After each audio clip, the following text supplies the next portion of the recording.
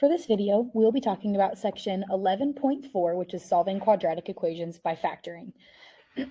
So this is where a lot of the ideas from chapter 10 will come into play. The last half of chapter 10, we talked about factoring. This is when we're going to have to apply it in chapter 11. So to start, actually, we are not only solving quadratic equations by factoring, we're actually also going to solve using the square root property.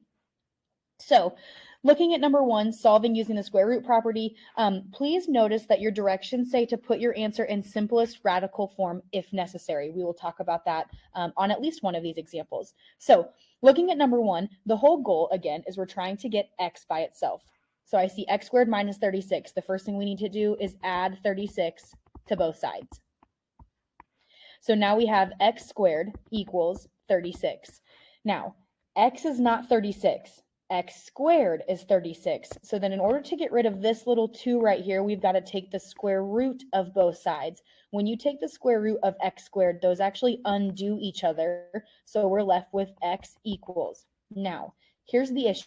A lot of people think the answer is just 6, but that's actually not the only answer. So if you think about it, 6 squared is 36. Yes, that is true. But isn't also negative 6 squared 36? So in this case, you end up with 2 answers. You end up with plus or minus 6, positive or negative 6. You do have to include that plus or minus. There are 2 answers that would work for x on that one. So then looking at number 2, we would add 75 to both sides. And we have 3x squared equals 75. Then we're going to divide both sides by 3. Again, the whole point is to get x squared at least by itself first. So we have x squared equals 25. And then in order to get rid, I'm going to move this down just a little bit. In order to get rid of the x squared, this 2 right here, we've got to take the square root of both sides. Again, the square root and squared cancel out. If you think about it, the square root of x squared, so they're basically asking you what times what makes x squared. The answer would be x on that one, equals the square root of 25 is 5, but we can't forget about that negative 5 as well, so it's plus or minus 5. On number 3, we're going to subtract 12 from both sides. So we have 3x squared equals 12 minus 12 is 0. Divide both sides by 3. We have x squared equals 0 divided by 3 is just 0. And then if we take the square root of both sides, we get x equals, now technically it's plus or minus 0. However, those would not be 2 separate numbers. And some would argue that there really is no such thing as negative 0. So we would actually only just put x equals 0 for this problem. Next, we have number 4. So we're going to subtract 32 from both sides. And then we have 2x squared equals negative 32. Divide both sides by 2. X squared equals negative 16. And then we would take the square root of both sides. Now here's the problem. They are asking you what times what makes negative 16. If you said the answer is 4, 4 times 4 is a positive 16. And then if you think the answer is negative 4 times negative 4 still makes a positive 16. So in this case, if you ever take the square root of a negative number, your calculator will actually give you an error message. That means that this one has no solution. You cannot, at least in this class, eventually you'll talk about imaginary numbers and things like that. But for right now, we are going to say that this has no solution. It has no real solution, at least. So then looking at number 5, we're going to add 27 to both sides. And we have 3x squared equals 27. Divide both sides by 3. X squared equals 9. And then in order to get rid of that little 2 here, we have to take the square root of both sides. So x equals, can't forget the plus or minus, the square root of 9 is 3. And then looking at number 6 here, we would divide both sides by 2. Again, our goal is to get this x squared by itself, so we would have x squared equals 45. In order to undo that x squared, we would then take the square root of both sides, so we get x equals, again, plus or minus, just like always. However, 45 is not a perfect square, so we're going to have to put this in simplest radical form. If you remember this from the back half of chapter 8, this is where we need to find a perfect square that goes into 45. Well, in that case, that would be the square root of 9 is a perfect square, times 5 would make 45. So then if I simplify that, the square root of 9 is 3. The square root of 5 stays the same. So we would get plus or minus 3 square root of 5. That's what it means for those directions right there to put your answer in simplest radical form if necessary. So no decimals at all.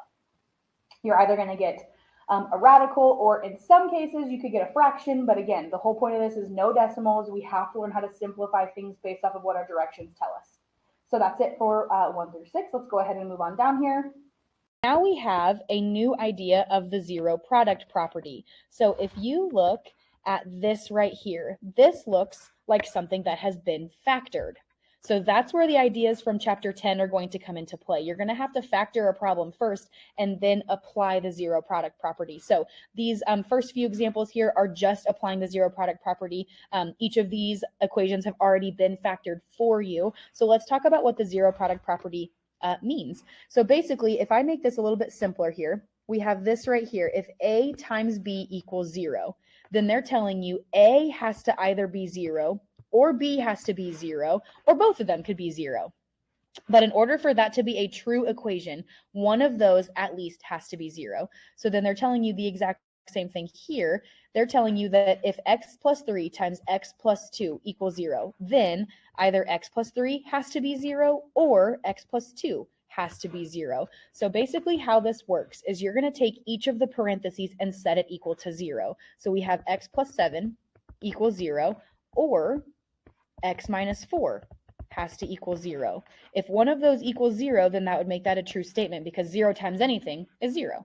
So then if we solve these, you would subtract 7 from both sides on this one. X equals -7. And then we would add 4 here and here. So then we have x equals 4 for your final answer. And again, we have to have that or in between there because it's either one of those two. Obviously, you can't plug both in at the same time. So you could either plug -7 in and make that a true equation, or you could plug in 4 and make that a true equation. So then looking at 8, same idea applies here. We have 2x plus 3 equals 0, or x minus 4 equals 0. And then when you go to solve this, now this first one's a little bit trickier because we're going to subtract 3 from both sides and we get 2x equals -3. And then we have to divide both sides by 2. Now I need you to understand, has to be a simplified fraction. I don't want decimals for your final answer. So then you have to ask yourself, does -3/2 simplify at all? Or is that your final answer? And in this case, it would be your final answer because those don't simplify at all. Then we're going to add 4 on this one to both sides. So we have x equals 4. So then your final answer would have an or in between them, and you can kind of awkwardly circle both of those answers for x. So that's it for the first page. Let's go on to the second page. So again, on 9 and 10, we are still using the zero product property. So what I would like for you to do right now is pause the video. I know we just got started on this page. Pause the video, do 9 and 10. So all you should be doing is solving for y and then solving for x on 10. And then let's see how you did on just those solving parts.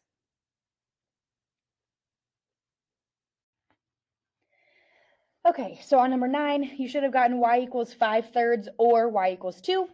On number 10, x equals -1/5 or x equals -6. So if you need a second, go ahead and pause the video, write those down, make any corrections that. Sorry, I hit the wrong button. Otherwise, we're going to go ahead and move on to 11 and 12 here. So now this says solve each equation by factoring and then using the zero product property. So when we factor, we need it to equal 0 first. That is the first step always. We need it to equal 0. So this is kind of the opposite of the square root method. So square root method, you're trying to get x squared by itself, right? In number 11's case, we could not do the square root method because you have x squared and x. You can't get either of those by themselves because then you'd be stuck with the other side also having a variable. So basically what you need to also understand is that you're not allowed to have a b term when you solve by the square root method. In this case, 11 has a b term, can't solve by the square root method. It's literally not possible. So we have to actually solve by factoring. If you have your flow chart, this would be a great thing to go ahead and get out. So one of the first things it asks you is there a GCF? In this case, yes, there absolutely is. And I don't care about the 0. All we care about is the left side. So there is a GCF. I can divide both of these by x. So I'm going to factor out an x, and then I have x minus 6 on the inside equals 0. Now, the inside of this can no longer be factored. I cannot factor anything out of x minus 6. So then this would actually be my answer, factored.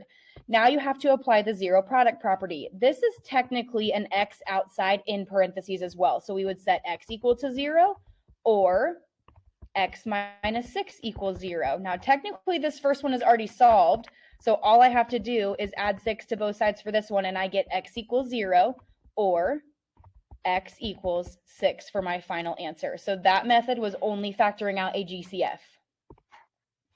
Now looking at number 12, it doesn't equal 0, so that needs to be the first thing that I take care of. So I'm going to subtract 48 from both sides. So I have x squared minus 8x minus 48. Remember, none of those are like terms, so they don't get combined together. I just put it in standard form all the way down.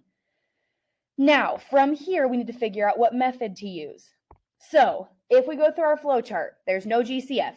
There are 3 terms, and A is 1. This would have to be simple factoring. Simple factoring is where we draw 2 sets of parentheses, still have it equal 0, split my first term, put my signs in place. Second sign tells me that they're going to be different, and I need factors of 48 that add up to -8. And actually, they need to subtract because I need one positive and one negative. The factors that I would use here would be 4 and -12. So those multiply to be -48, but add up to be -8. So then I would put x plus 4, x minus 12. Now that I have it factored, I have to use the zero product property. So I set x plus 4 equal to 0 or x minus 12 equal to 0. Then from here, I actually solve. So subtract 4 from both sides, x equals -4, add 12 to both sides, and I have x equals 12 with an or in between them. So x can be -4 or x can be 12. Moving on down here to 13, it equals 0, so our first step is okay. Again, in this case, you have 3 terms, x is 1. This would be simple factoring. So we put our 2 parentheses here, still equals 0, split x up, put our signs in place. This tells me that they're going to be different. And then I need factors of 42 that add up to be 1, but 1 positive and 1 negative. So I would have to use 6 and 7 here. And let's see, I need a positive 1. So I'm going to make this a -6 and a positive 7. So plus 7 minus 6, zero product property, x plus 7 equals 0 or x minus 6 equals 0. And then start solving. So subtract 7 from both sides. X can be -7 or add 6 to both sides.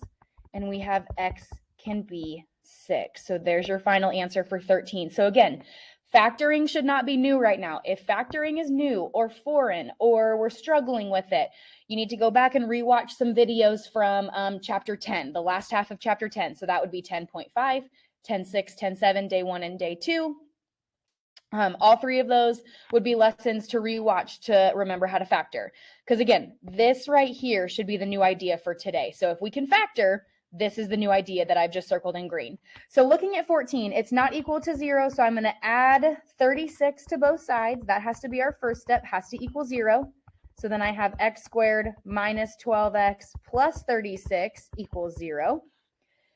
And then we're going to use simple factoring on this one because, again, 3 terms, a is 1. So 2 parentheses still equals 0, split x up. And then I have my second sign tells me that they're going to be the same. First one tells me that they are both going to be negative. I need factors of 36 that add up to 12. So I would use 6 and 6 here, and it would be -6 and -6. Now, you'll notice when you go to rewrite this, you have x minus 6 equals 0. Or x minus 6 equals 0. You actually end up with the same exact answer. So if I add 6 here, and if I add 6 here, I end up with x equals 6 for both of those answers. So this would be an example of like a double root on a graph, right? Remember how we talked about it hits the x-axis at 6, but it technically hits it twice. This shows you that you literally have 2 answers that repeat at 6. You can write both of them. You can put x equals 6 or x equals 6. I will also be totally fine if all you put is the one answer because it honestly is the exact same thing. So that is it for this page. We got 1 more page. We got 6 more examples to do. Alrighty, on this page, starting with 15 here, I see that this definitely does not equal 0, so I'm going to have to move everything. So I see an x squared on the left, so I'm going to subtract 3x squared right underneath it. And then I also see my c term, so I'm going to add 4 to both sides, but then you'll notice we kind of have this lone minus 10x. When I move it, I'm just going to kind of put it right in the middle because that's where it's going to end up going, so be careful here. We got a lot going on. So this whole side cancels out. So I know that it's going to equal 0. 4 minus 3 would just give us x squared. And then I have minus 10x because that doesn't combine with anything. And then 20 and 4 makes 24. Set that equal to 0. So now I have 3 terms. A is 1. This would be simple factoring. So I split x up in my 2 parentheses equals 0. This tells me they're going to be the same. This tells me that they're both going to be negative. Factors of 24 that add up to 10 would be negative 4 and negative 6. So x minus 4, x minus 6, 0 product property. So x minus 4 equals 0 or x minus 6 equals 0. And then start solving. So we're going to add 4 to both sides. I get x equals 4 or add 6 to both sides. X equals 6 for my final answer here. So something else that I also want to make sure that we're all on the same page about. This step right here, mandatory. Have to show me that you've set it equal to 0. This step right here, factored, equals 0. Have to show me that. This step right here, mandatory. Have to show me that. Have to show me that you're splitting it up and setting each of them equal to 0. Now here's where I'm going to get a little bit more lenient. The work, I'm not going to make you show. This answer obviously is required. So this right here, I won't make you show. However, if you make mistakes on solving, you will lose a lot more points than if you show your work so I can figure out where you went wrong.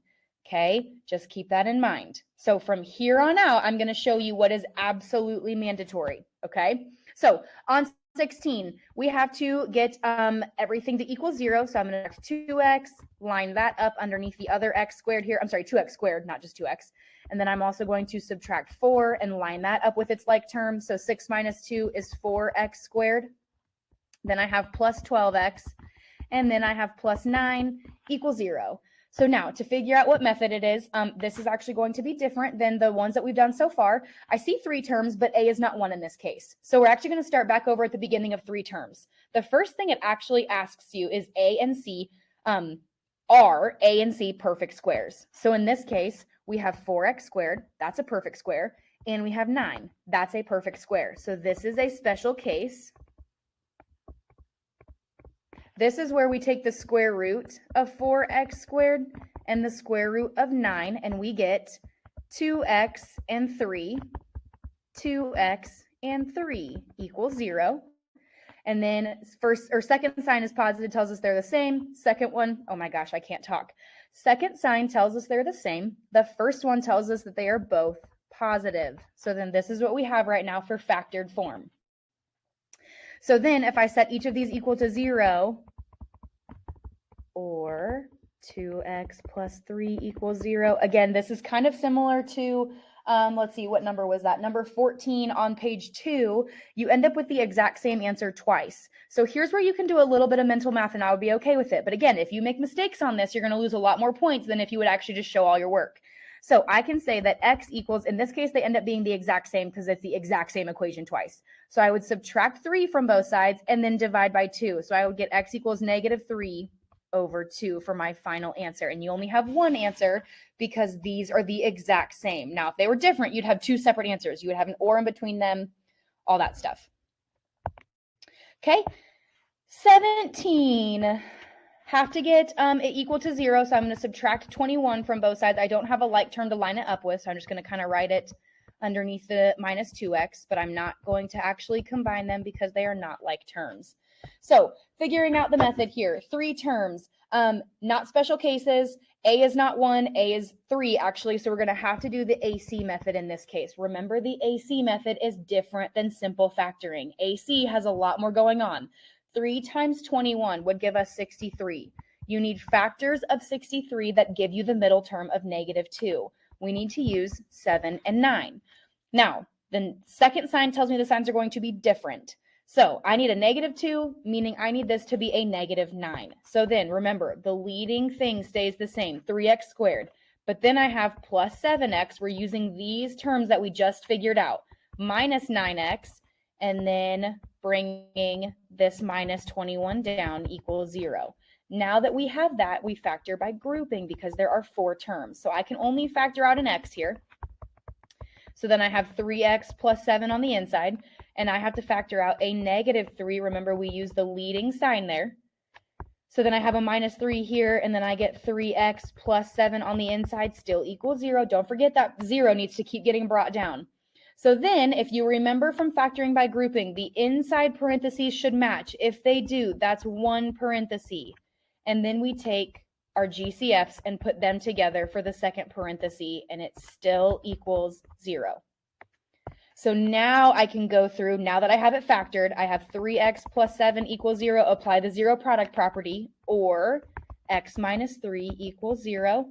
So now when I go to solve this, I would subtract 7 from both sides, so I have a -7, and then divided by 3, so -7/3, or add 3 to both sides, you would get x equals 3. Again, I'm okay if you can do that solving in your head, as long as you don't make any mistakes. If you don't trust yourself, or if you're going to make mistakes, or if you start to realize you're making mistakes, go back to showing your work. Okay? It's not worth it just to skip a few lines if you are going to make small mistakes and miss points on quizzes or tests. Okay? Looking at number 18, subtract 25 from both sides. We need it to equal 0. So excuse me, I have 4x squared minus 25 equals 0. In your flow chart, it says 2 terms. First of all, is there a GCF? There's not. So 2 terms, is it special cases? So 4x squared is a perfect square. We can take the square root of that, and then 25 is also a perfect square. So we have 2x and 5, 2x and 5, and then I have equals 0. If you remember, this sign is technically your second sign, meaning you have 1 positive and 1 negative.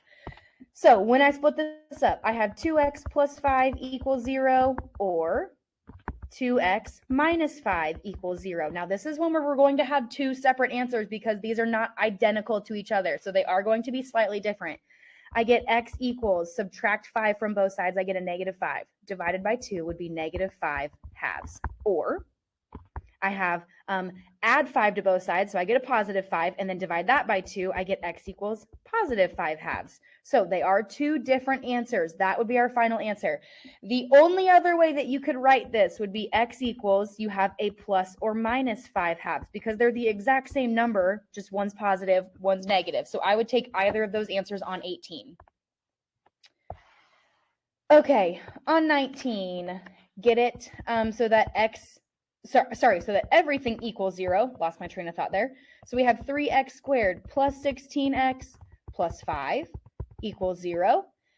Again, we'd have to use the AC method on this case because x squared is not 1, a is not 1, and then it's also not a special case. So we need factors of 15 that add up to be 16. In this case, I would just use 1 and 15. So 3x squared stays the same. Then I'm using these coefficients. So plus 1x, or just x, plus 15x. Again, you're splitting this term up into those 2 numbers. And then we bring down that plus 5 equals 0. Then we factor by grouping. So then I can factor out an x here, factor out a +5 here. So I have x and then 3x plus 1 on the inside, plus 5. 3x plus 1 equals 0. Again, the inside should match. If they do, that's your first one. If they don't, that means something is wrong. You should go back and check.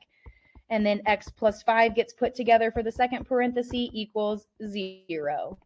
Then apply our 0 property. So x plus 1 equals 0, or x plus 5 equals 0. My final answer would be, plus signs keep getting messed up here. X equals, subtract 1 from both sides, so you have a -1 divided by 3, so -1/3, or subtract 5 from both sides.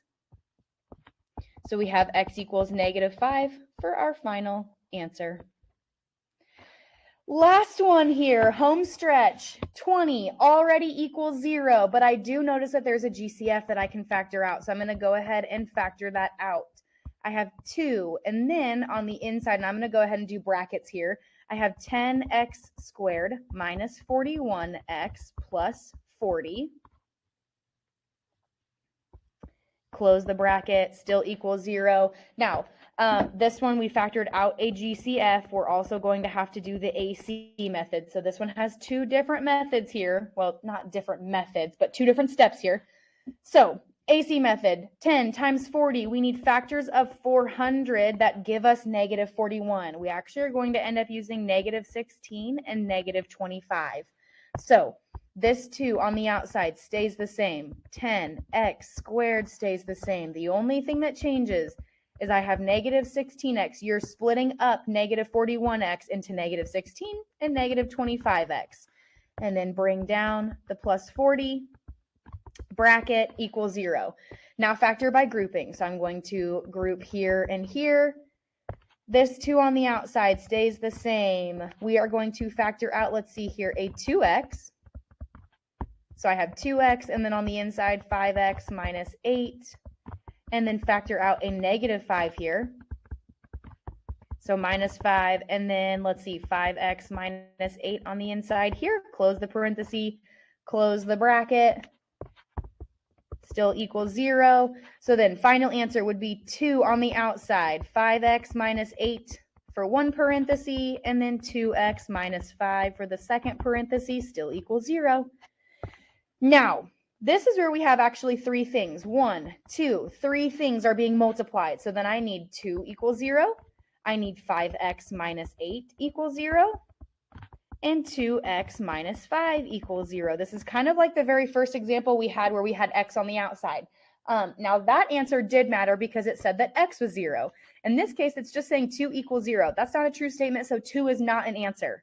Not an answer. Now, I do need to see that step written out, but it actually is not your final answer. So then in this case, we have x equals, add 8 to both sides, divide by 5 would be 8/5. Or, don't forget that or in between there, x equals, add 5 to both sides, divide by 2 would be 5/2. So that would end up being your final answer in this case. This 2 doesn't matter. Now, again, I do want to see that written out, but it's not part of your final answer because it's not a true statement. So you always have to write it out just in case it ends up being true. So if you remember, if you flip back in your notes, on number 11, we factored out that x. That x actually was part of your answer. So it needed to be written there. So you have to do it just to be safe every single time. But that sums up these notes. I know that this is a longer video, but thanks for hanging in there. And again, just a reminder, if you need to review factoring at all, you have 3 different videos for chapter 10 that you can go back and rewatch to brush up on your factoring skills. If you have your notes, that's even better because then you can go back and refer to your notes. So that's it now for this video.